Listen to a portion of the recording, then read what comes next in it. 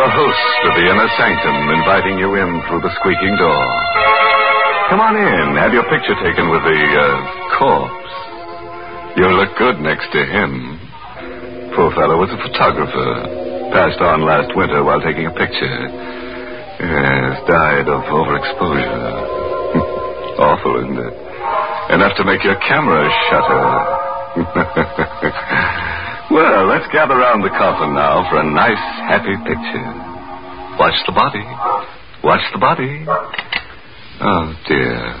We'll have to take that again. Someone moved. And I think it was the corpse. Portrait of Death. It's an original radio play by that ghastly ghostwriter, Robert Sloan. And our star tonight is Miss Leslie Woods, who plays the role of Miss Snyder. And listen, if you've never sat for a portrait, you'd better not sit alone for Portrait of Death. In the dim light of a misty old art dealer's gallery, a somber portrait has just been sold at auction to a man by the name of Mason. Magnificent painting, isn't it? There's never been anything like it, Mr. Mason. But if you don't mind my saying so, I think you've paid a stiff price for it. I couldn't let that woman in the black dress outbid me. Look at those colors. Expression on the girl's face. Yes. The detail in the background. Really is a work of art. Technically speaking, yes. But the portrait has a strange history, Mr. Mason. Strange and sinister. What do you mean? Well, people say it's brought bad luck to every one of its owners. Oh, come now, brother. Well, it may be just a story, but at least this much of it is true. The day this portrait was finished, the artist died by his own hand. And the model who posed for him died, too, by her own hand. So that's why he painted her in black. Yes. He knew she was going to die. He even painted 2 graves into the background of the picture, you see. One grave's for him, one for her. Remarkable. Now you know why the painting is called Portrait of Death, Mr. Mason. It meant death for the artist, the model, and, oddly enough, for many of its owners. I'm sorry you bought it, Mr. Mason. I'm sorry you bought it too, Mr. Mason. You shouldn't have taken it away from me. I beg your pardon. Don't you remember me? Oh, yes. Yes, of course. You're the woman I was bidding against. I still want the painting, Mr. Mason. And I beg you to sell it to me at a price I can afford. I warn you, it can only bring you harm. I'm sorry, Miss Snyder. The painting is not for sale.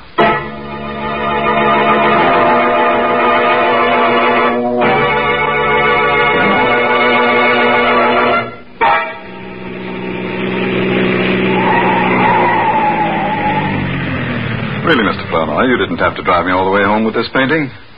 I could have managed it alone. Oh, no trouble at all, Mr. Mason. Here, let me help you carry it into the house. Oh, no, I'll get one of the servants. Should I? Oh, Parker. Parker.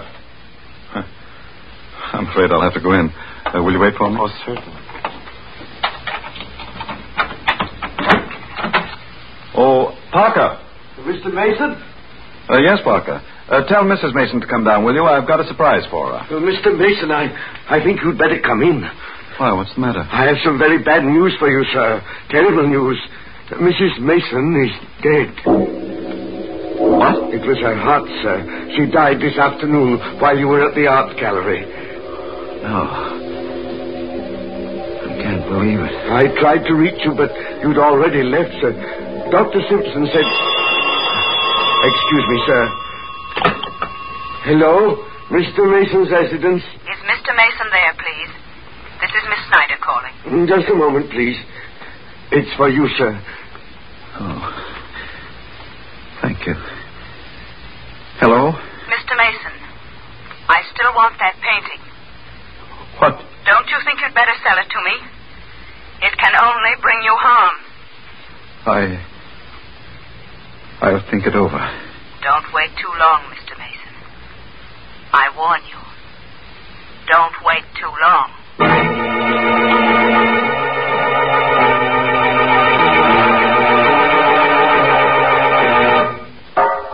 You ought to go to bed, sir. You haven't had any sleep for days.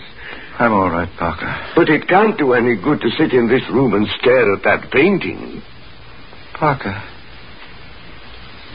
doesn't the portrait look a little different today than it did when I brought it into the house?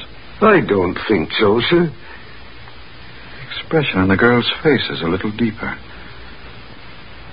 little more understanding. The background... Good heavens, Parker. What is it, sir? Look. The graves in the background.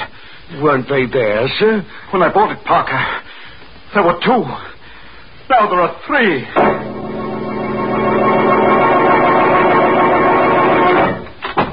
I'm so glad you could come out here, Mr. Flournoy. I had to speak to you. I came as soon as I could. Did you bring the catalog? Oh, yes, I did, Mr. Mason. What is it? What's wrong? Let me see a picture of that portrait, please. Of course. Portrait. Here's Portrait of Death. There. I was right. There were only 2 graves in the original painting. Well, of course, Mr. Mason. I told you there were 2 the day you bought it. But now there are 3, Flournoy. 3 graves. So what? Come. I'll show you. Oh, Mr. Mason, please. There are 3, I tell you. The 3rd one's been there ever since my wife died. But that's impossible. You must be imagining... Give yourself one. Here. 1, 2, 3. Mr. Mason. Why are you looking at me like that? You need a rest. A rest? What are you talking about? Don't you understand? There are only 2 graves in that portrait. The 3rd one is in your mind. You mean there isn't a 3rd grave on this painting? No. You've been under such a strain these past few days. I must be losing my mind. Oh, no, I'm sure it isn't as serious as all that. It's only natural for you to be upset about your wife. I want to get rid of the portrait. I want to sell it. Right away. Well, I don't know how soon I can dispose of it for you, Mr. Mason. Under the circumstances, it might be hard to arrange a That woman sale. will buy it, won't she? Who? That woman who's been pestering me for it. Why don't you get in touch with her? I will, first thing in the morning. No, I won't wait until morning. I want that portrait out of this house tonight.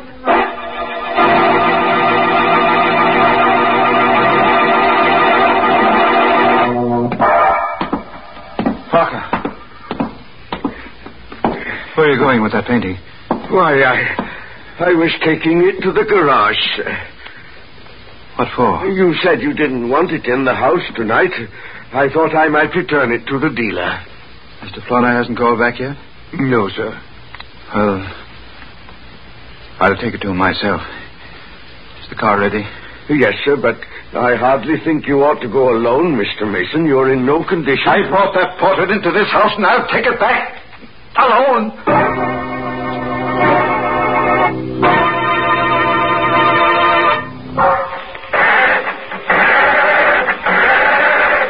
Come on. What the devil is the matter with this car? I should have had Mark take it out of the garage for me. Confound it. I'll get that painting out of here if I have to carry it out with my hands. Portrait of Death. You are a portrait of death. You, with those searing eyes, that faint half smile. I'll never see your face again. Not as long... No, don't.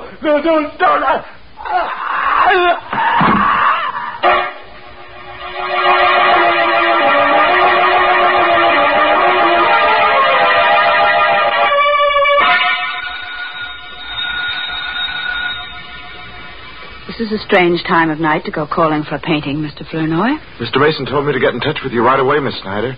He was determined to have you pick up the portrait tonight. Well, I hope he isn't asleep. Yes. Nobody seems to be answering the door. Oh, wait a moment. There's a light in the garage. Oh, good heavens, what was that? It sounded like a scream from the back of the house. Come on, we better hurry. Come on, Miss Snyder. There's somebody in the garage. Why, Parker. Yes, What's sir. the matter, Parker? Why'd you scream? It's Mr. Mason, sir. He's dead. What? I just found him, sir, slumped over on the floor of the car. Awful. Maybe he was asphyxiated. No, the motor wasn't running, sir. It's the portrait. The portrait killed him, just as it did the other. It does seem strange. He came to the garage about an hour ago, carrying the painting in his arms. Well, didn't you help him? He wouldn't let me, sir. He insisted on being alone. That's strange. got these marks on his neck. As if he'd been strangled with a fine chain. Or a woman's necklace. What do you mean by that? Nothing. Did you think I was accusing you, Miss Snyder? I don't know. Good heavens, Mr. Flournoy. Look at the portrait. Oh, what's wrong? The necklace, sir. The necklace that was painted on the girl's throat. It's gone. It's 6 months now since she strangled old man Mason with that necklace of hers and put the Indian sign on his late wife. Parker's still around, though. And so is that character Flournoy, who at the moment is disposing of the ill-fated portrait for Mr. Mason's estate. Mr. Davis, I believe you're the only man in the world who wants this painting. And I really can't see why you want it, knowing its history. Mr. Flournoy, that kind of history doesn't mean a thing to me. Oh. May I take it with me now? Oh, certainly. Parker.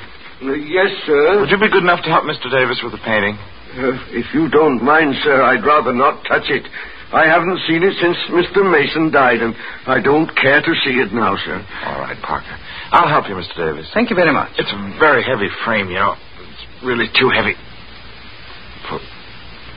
Wait, that's incredible. What is it, Mr. Flournoy? What's wrong? Parker, you say you haven't touched this painting since Mr. Mason died? No, sir. Well, look at it. The girl is wearing her necklace again.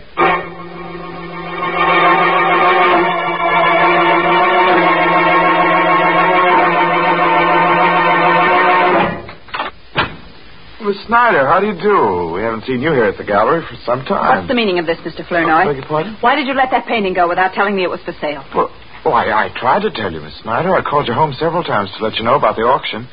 I was never able to reach you. Didn't you know I was away on a trip? No, I Then why didn't you find out, you stupid fool? How many times have I told you I must have that painting? Well, I'm sorry, Miss Snyder. Never mind. Who is this Mr. Davis? Where does he live and where can I find him? Well, I imagine you'll find him at his home. Here's his card. Give it to me. I don't think you'll get anything by going up there, Miss Snyder. You keep out of this, Flournoy. I want that painting, and this time I'm going to get it.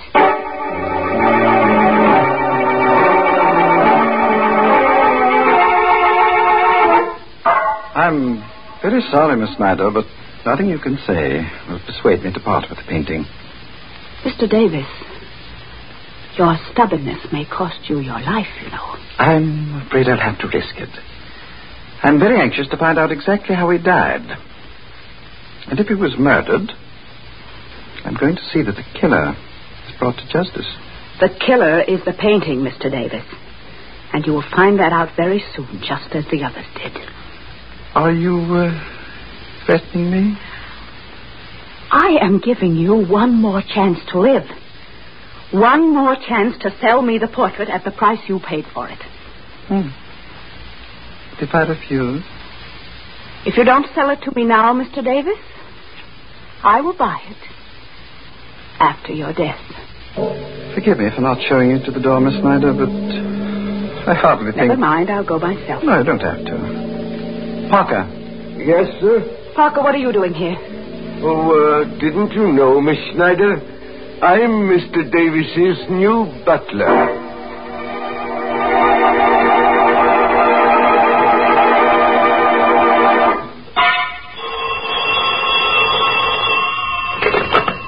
Hayden Art Company, Mr. Flournoy speaking. Mr. Flournoy? Yes, this is Mr. Flournoy. You had better come over to Mr. Davis's house right away. And don't tell anyone you're coming. Huh?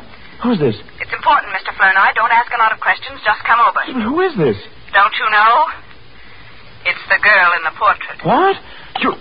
Hello? Hello?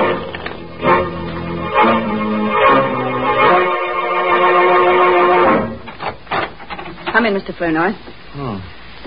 I thought it was you on the phone. Why didn't you tell me? I didn't want to mention any names. Come in, will you? All right, all right. What's the hurry? What's this all about? I'll tell you in a minute. Does anyone know you came here? No, I don't think so. Good. What are you doing here? And where's Parker and Mr. Davis? Parker's left. He's gone away. I found a note from him on the foyer table there. Well, what about Mr. Davis? He's in the library. Well... Wait a moment. Don't go in there yet. He's dead. Mr. Davis? Yes, Mr. Davis. It's horrible, Flournoy. His head has been cut off. What do you mean? What happened? I don't know. Found him lying there on the library floor when I got here. He must have been killed with the axe from that suit of armor, you see. The armor's toppled over, and the falling axe must have landed on his neck. It would have to fall from a good height to sever his head, Miss Snyder. Well, the armor was mounted on a pedestal, and you can see for yourself how heavy that axe is. Yes, I see. You don't think I killed him, do you? I don't know. What are you doing here?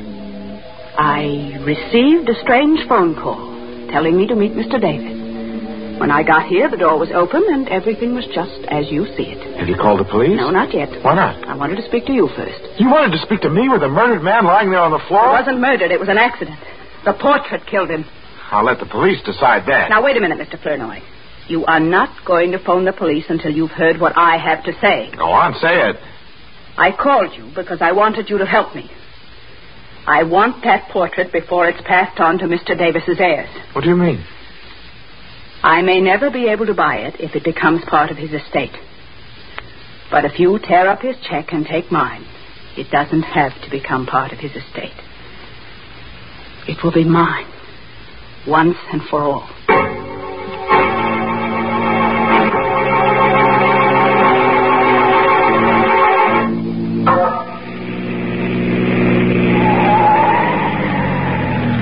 Mr. Flournoy? What? Mr. Flournoy? Why, Parker. What are you doing outside Miss Snyder's house? I've been waiting for her, sir. Have you any idea where she is?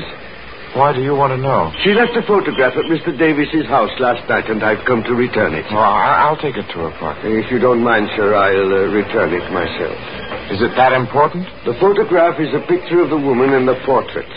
And if Miss Snyder can explain why she's been carrying it around, we might have an answer to this mystery. You suspect her, don't you, Parker? Not any more than I suspect you. What's that? You've got the portrait in your car, Mr. Flournoy. Yes. Don't try to conceal it. I recognize that frame anywhere. I'm not trying to conceal it. I'm trying to find out what your game is. I have no game. Then why did you leave that note saying you were going away? What note? Oh, don't lie to me, Parker. I saw it myself on the foyer table. You must be mistaken, sir. Today is my day off. I left the house early this morning, and I didn't write a note. Oh. If you're telling the truth, then I know who did write that note. Only I've got to prove it before I can take your word. Oh, wait a moment, Mr. Flournoy. Where are you going? I'm going into the house for this painting. I'm going to set a trap for Miss Snyder. I'll go with you. What for? To help you carry the painting, Why? of course. But you'll spoil everything if you're seen, Parker. Then I won't be seen. I'll hide. What's the matter, Mr. Flournoy? You're not afraid of me, are you? I don't know. Every time this painting has brought misfortune to anyone, you've been alone in the house with the victim.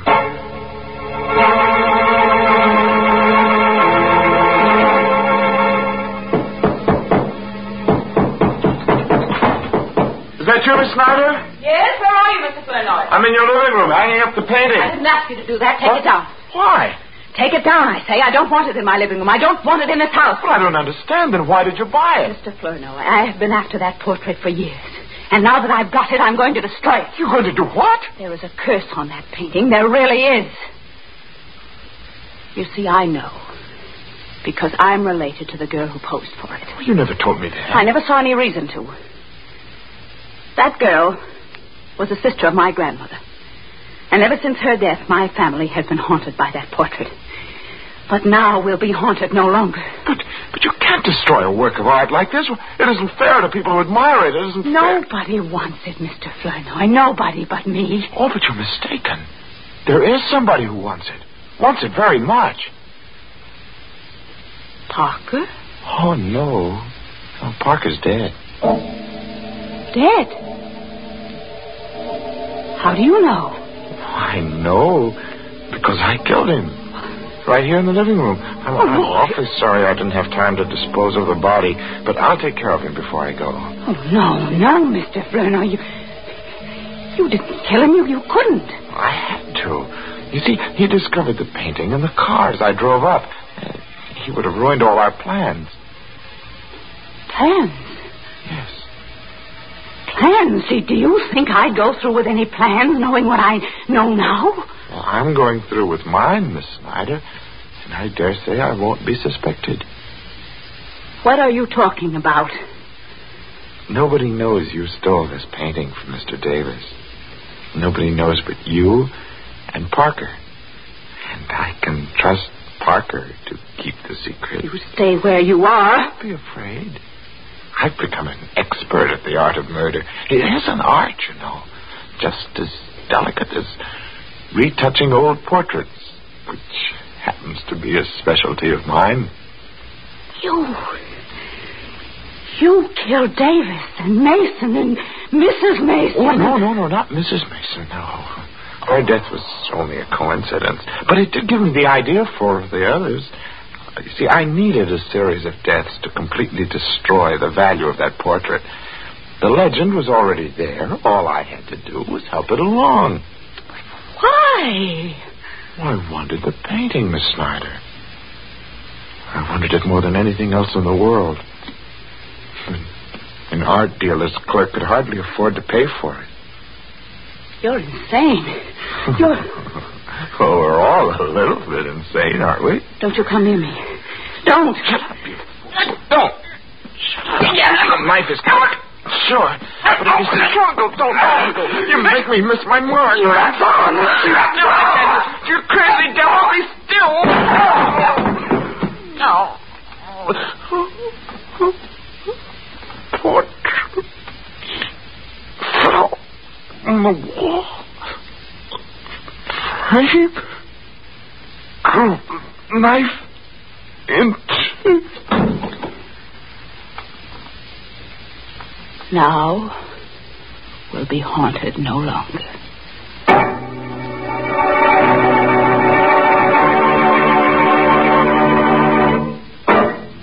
Poor old Flournoy.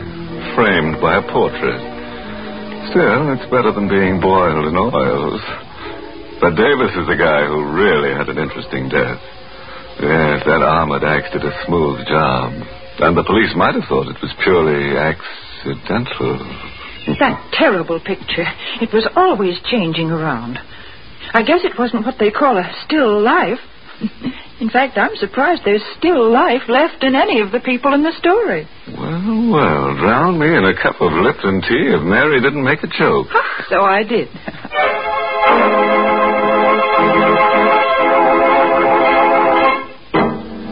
Well, it's time to go back to my slab now and swap a few stories in the smoker of the crematorium. Oh, before I leave, this month's Inner Sanctum mystery novel is Lay That Pistol Down by Richard Powell. Yes, and next week's Inner Sanctum story, directed by Hyman Brown, next week's story is just your meat. That is, if you like human meat.